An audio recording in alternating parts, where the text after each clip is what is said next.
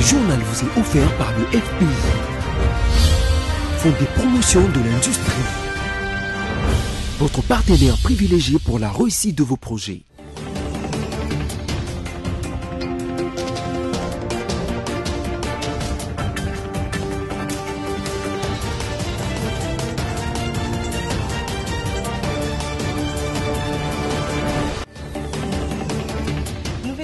Du journal sur BC Télévision. Mesdames, Messieurs, bonsoir et bienvenue. Tout de suite, les grands titres.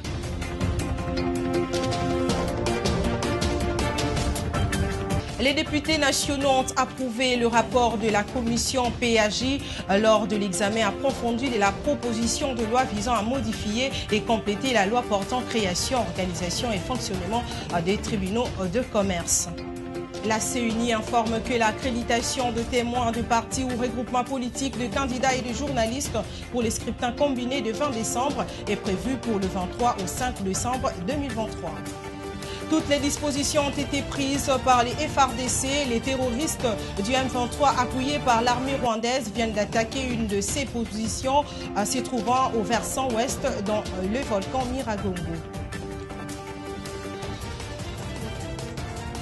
Tout d'abord, le chef de l'État, Félix-Antoine Tshisekedi Tshilombo, a présidé le mardi 24 octobre 2023 à Kinshasa la cérémonie couplée de la sortie de la 8e promotion et également du lancement de la 9e promotion de l'École nationale d'administration ENA. Regardez. L'ambiance était particulière au Fleuve Congo Hotel lors de cette session académique. Une cérémonie couplée à laquelle a assisté le président de la République, Félix-Antoine Tshisekedi. Tout a commencé par une photo souvenir avec les lauréats, alors qu'à l'auditorium du Fleuve Congo Hotel, la mise en place était terminée. Il s'agissait de la cérémonie de clôture de la 8e session Simon Kimbangu et d'ouverture de la 9e édition de l'École nationale d'administration. Dans son mot, Edi Mouika, DG de l'ENA, a souligné que sur 100 élèves qui ont été retenus sur base d'un concours, 99 ont terminé leurs 12 mois de formation et tous sont représentatifs de 26 provinces de la RDC.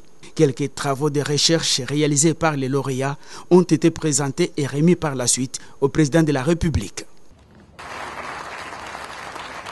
Prenant la parole à son tour, le vice-premier ministre, ministre de la fonction publique, a loué l'engagement du chef de l'État de porter haut l'éducation en RDC.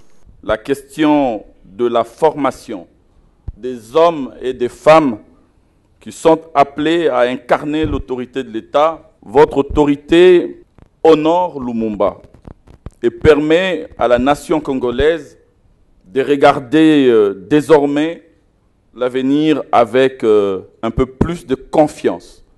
Jamais un président de la République dans notre pays n'est allé aussi loin dans cette détermination à porter si haut la cause des jeunes. Après ces discours très applaudis par l'auditoire, le chef de l'État a procédé à la remise symbolique des diplômes aux lauréats. Invité pour son mot, Félix-Antoine Tshisekedi a dit sa satisfaction. Ma présence en ces lieux vient traduire mon indéfectible attachement au programme de rajeunissement compétitif et qualitatif de notre administration, ainsi que ma volonté de doter notre pays d'un système administratif digne, efficace, exemplaire et répondant aux enjeux auxquels notre pays est confronté. La promotion en grade, tout comme le rajeunissement de l'administration publique, étant toujours corollaire à la vacance de poste, j'invite le gouvernement à poursuivre les efforts de mise à la retraite afin d'ouvrir des opportunités de carrière, tant pour les anciens fonctionnaires que pour les jeunes, comme ceux que nous honorons aujourd'hui. ENA est un établissement public sous tutelle du ministère de la fonction publique, modernisation de l'administration et innovation des services de l'État.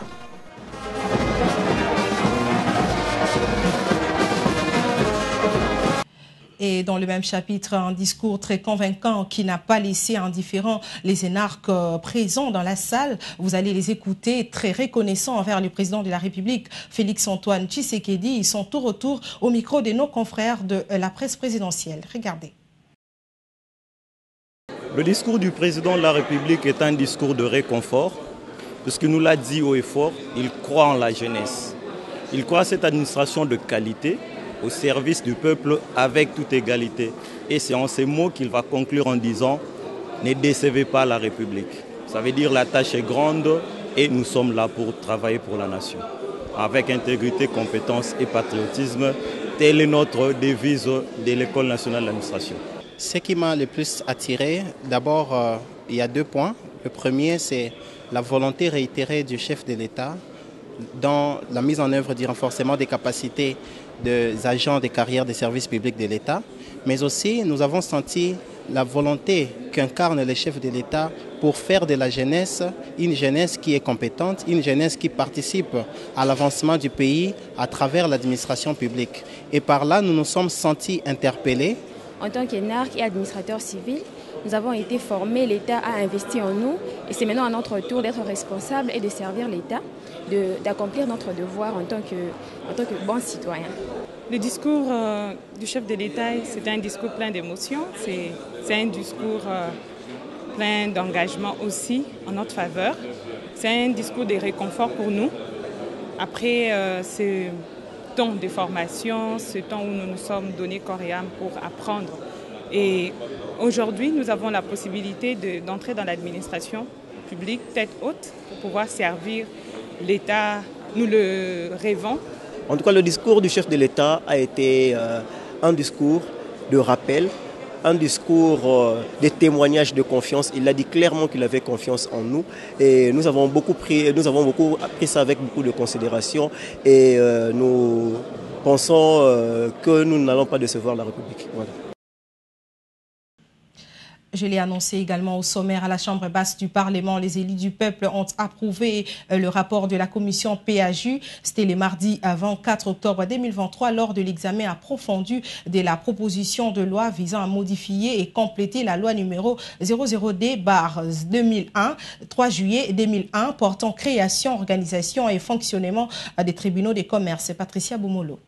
Selon le député Augustin Kalonji, président de la commission PAJ, qui a présidé la synthèse du rapport, plus de 10 ans après l'application de la loi numéro 002/2001 du 3 juillet 2001 qui régisse les tribunaux de commerce en République démocratique du Congo, plusieurs lacunes ont été relevées, parmi elles, pour ce qui est de la célérité, le statut des juges consulaires et la compétence. Actuellement, la loi en vigueur ne satisfait pas l'exigence de célérité, ce qui occasionne des délais prolongés dans le règlement de litiges commerciaux. Parmi les 48 articles que compte cette loi, 23 ont été modifiés, y compris les articles 2, 3, 4, 8, 9, 10, 11, 12, 13, 14, 15, 16, 17, 18, 19, 20, 21, 29, 30, 33, 35, 38, 39, 41, 45 et 46. Et 7 articles ont été ajoutés, notamment 21 bis, 21 ter, 21 quater, 23 bis, 27 bis, 27 ter, 27 quater, 27 quinqui, 27 sixti, 27 septil, 27 octi, 27 noni, 41 bis, 41 ter, 41 bis et 46 bis. L'article 14 a été entièrement abrogé. Parmi les modifications, on peut noter la réduction des délais de procédure, la prise en charge du juge consulaire et la possibilité pour les tribunaux de commerce de traiter des litiges d'exécution. Ainsi, les députés ont désormais 48 heures pour déposer leurs amendements à la commission PAJ. Il faut noter que cette proposition de loi modifiée a été présentée par le député Jean-Pierre Kaïmbé, déclaré recevable le 7 octobre 2021, et son examen en plénière s'est poursuivi ce mardi, plus de 2 ans après son introduction. Prenons ces communiqués de la CENI relative à l'accréditation de témoins de partis ou regroupements politiques, des candidats indépendants, des observateurs nationaux et internationaux, ainsi que les journalistes nationaux et internationaux. Roger Matadi pour la lecture.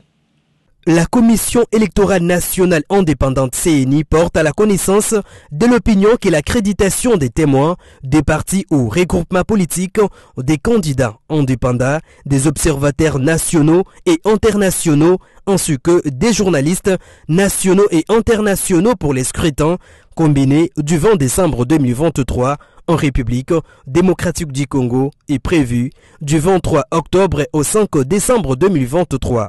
Conformément aux articles 37 à 45 de la loi électorale, 87 à 107 des mesures d'application de la loi électorale et à la décision numéro 044/CNI/AP/2022 du 26 novembre 2022 portant publication du calendrier des élections présidentielles, législatives, provinciales, urbaines, municipales et locales. La CENI invite les partis et regroupements politiques, les candidats indépendants, les organisations de la société civile nationale ainsi que les organes de presse nationaux désirés de participer à la couverture médiatique ou à l'observation électorale ou à l'observation des élections du président de la République, des députés nationaux et provinciaux, ainsi que des conseillers communaux, de bien vouloir prendre contact avec le secrétariat exécutif situé au chef-lieu de province et les antennes de la CENI situées au niveau des territoires et villes de la RDC. Selon les prescrits de l'article 115 des mesures d'application de la loi électorale, les observateurs internationaux sollicitent leur invitation auprès du gouvernement de la République par l'entremise du ministère des Affaires étrangères en vue de leur accréditation conséquente par la CENI.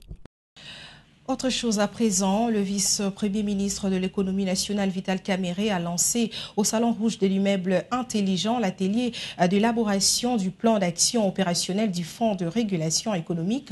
C'était le mardi 24 octobre dernier en présence de plusieurs membres du gouvernement. Regardez.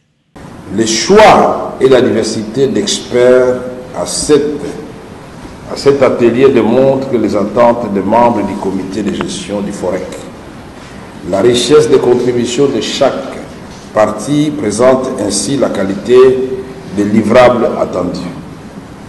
Ainsi, je déclare ouvert l'atelier d'élaboration du plan d'action opérationnel du Fonds de régulation économique FOREC. Je vous remercie.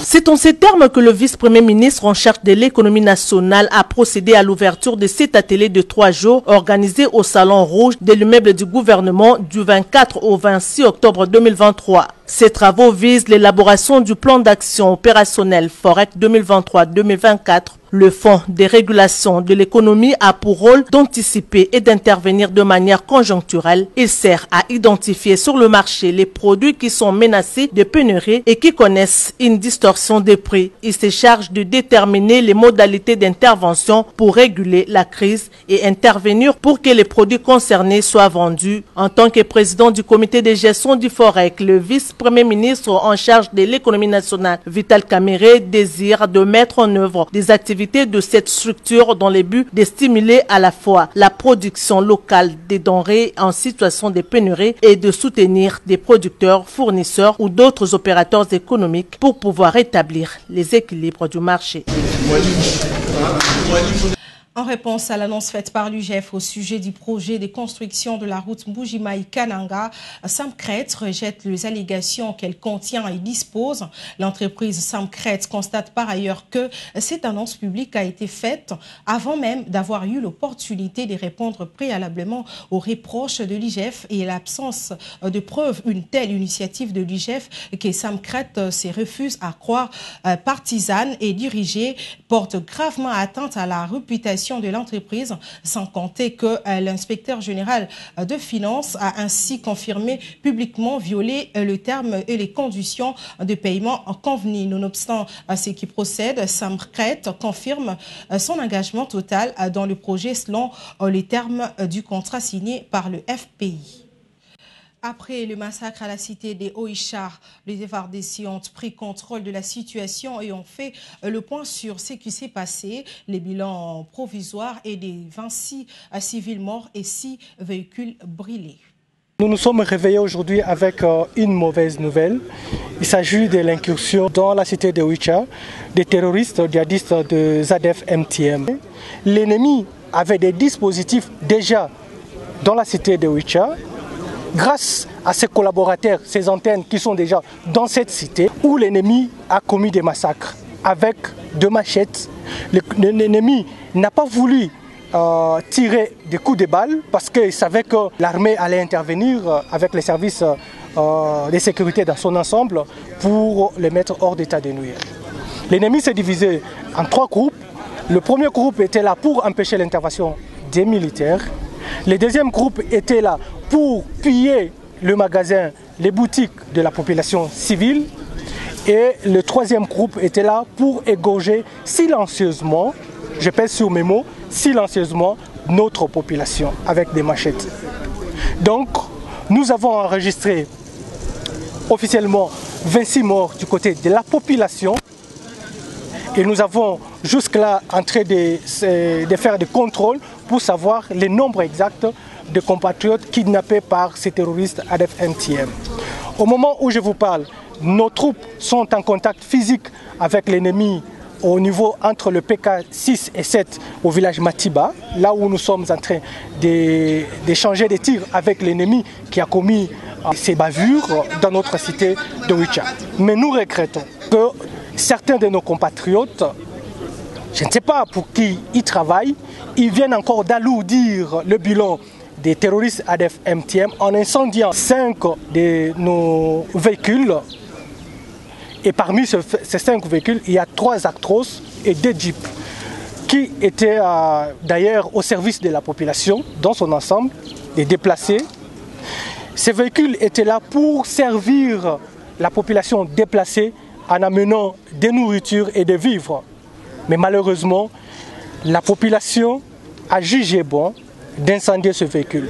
Et ces actes ne resteront pas impunis, que ce soit du côté des collaborateurs qui ont fait entrer l'ennemi dans notre cité de Wicha. Je vous rappelle que c'est la première fois depuis 2014 que Wicha enregistre un si grand nombre de morts dus aux attaques des terroristes ADF-MTM. Et ça, c'est inacceptable. Nous avons déjà détecté certains collaborateurs que nous allons coûte que coûte arrêter parce que c'est eux qui ont donné l'occasion à l'ennemi et l'ennemi a contourné les positions militaires pour faire ces actions. Pour l'instant, les secteurs opérationnels Sokola 1 Grand Nord et la 3e zone de défense présentent ses sincères condoléances à la population et surtout aux familles éprouvées. Prenons cette information en bref. Les FRDC portent à la connaissance de l'opinion nationale qu'internationale que le mardi 24 octobre 2023, violation flagrante du cessez-le-feu, le terroriste du M23 appuyé par l'armée rwandaise viennent d'attaquer une de ses positions se trouvant au versant ouest du volcan Nyiragongo en profondeur du parc de Virunga. L'actualité, c'est aussi en Gambie où la colère monte après les décès des dizaines d'enfants dus au sirop contre la toux. Le ministre de la Santé et l'agence de contrôle de médicaments sont les box des accusés. Regardez. En Gambie, le procès sur l'affaire des 70 enfants morts en 2022 après avoir consommé un sirop contre la toux a repris mardi 24 octobre au tribunal de grande instance de Banjul. Alors que 20 familles endeuillées ont engagé des poursuites judiciaires, la séance a dû être ajournée au 7 novembre du fait de l'absence de 3 accusés représentant l'État. En ce qui concerne le gouvernement ou Atlantic Pharmaceuticals, je n'ai rien à dire à ce sujet. C'est pour cette raison que c'est une bonne chose de voir nos avocats nous défendre. Je suis contrarié parce que les personnes que nous attendions pour témoigner dans cette affaire ne sont pas parmi nous. Donc je n'ai pas grand-chose à dire jusqu'au 7 novembre. Peut-être qu'à ce moment-là, nous pourrons tirer les conclusions de cette affaire. Les familles poursuivent Maiden Pharmaceuticals et son distributeur local Atlantic Pharmaceuticals ainsi que l'agence de contrôle des médicaments qui aurait dû vérifier la qualité et la sécurité des sirops. Si vous êtes accusé de quelque chose que vous n'avez pas commis, vous devez être honnête et venir vous défendre. Mais si vous savez que vous êtes coupable et ne pouvez pas vous défendre, C'est ce qui est attendu de vous. Nous, les parents, nous tenons à nous assurer que nous avons suivi la procédure à la lettre. L'OMS a lancé un appel à une action immédiate pour éradiquer ces médicaments non conformes qui ont causé la mort de 300 enfants en Gambie, en Indonésie et en Ouzbékistan. L'actualité, c'est aussi que le roi Charles III et la reine Camilla ont rencontré des membres de la diaspora kenyane du Royaume-Uni lors d'une réception du palais de Buckingham. Cet événement intervient alors que le couple royal prévoit une visite officielle de ces pays d'Afrique de l'Est du 31 octobre au 3 novembre. Africa News pour les détails. En Gambie, le procès sur l'affaire des 70 enfants morts en 2022 après avoir consommé un sirop contre la toux a repris mardi 24 octobre au tribunal de grande instance de Banjul. Alors que 20 familles endeuillées ont engagé des poursuites judiciaires, la séance a dû être ajournée au 7 novembre du fait de l'absence de 3 accusés représentant l'État. En ce qui concerne le gouvernement ou Atlantic Pharmaceuticals, je n'ai rien à dire à ce sujet.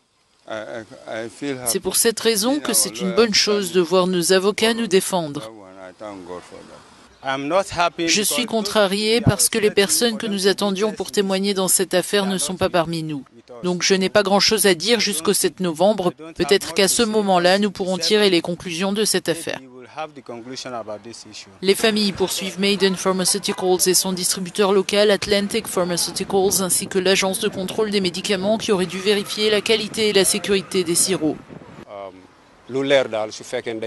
Si vous êtes accusé de quelque chose que vous n'avez pas commis, vous devez être honnête et venir vous défendre. Mais si vous savez que vous êtes coupable et ne pouvez pas vous défendre, c'est ce qui est attendu de vous. Nous, les parents, nous tenons à nous assurer que nous avons suivi la procédure à la lettre. L'OMS a lancé un appel à une action immédiate pour éradiquer ces médicaments non conformes qui ont causé la mort de 300 enfants en Gambie, en Indonésie et en Ouzbékistan. Place au rappel des principaux titres. Le député national a approuvé les rapports de la commission PAJ lors de l'examen approfondi de la proposition de loi visant à modifier et compléter la loi portant création, organisation et fonctionnement des tribunaux de commerce. La CENI informe que l'accréditation de témoins de partis ou regroupements politiques des candidats et des journalistes pour les scrutins combinés du 20 décembre 2023 est prévue du 23 au 5 décembre 2023. Toutes ces dispositions ont été prises par les FARDC. Les terroristes du M23 appuyés par l'armée rwandaise viennent d'attaquer une de ces positions se trouvant au versant ouest du volcan Nyiragongo.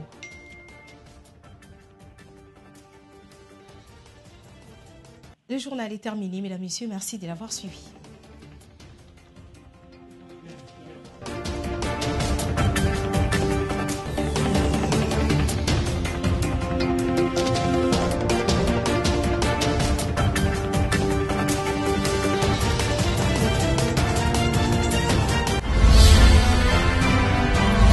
Ce journal vous a été offert par le FPI, Fonds de promotion de l'industrie. Votre partenaire privilégié pour la réussite de vos projets.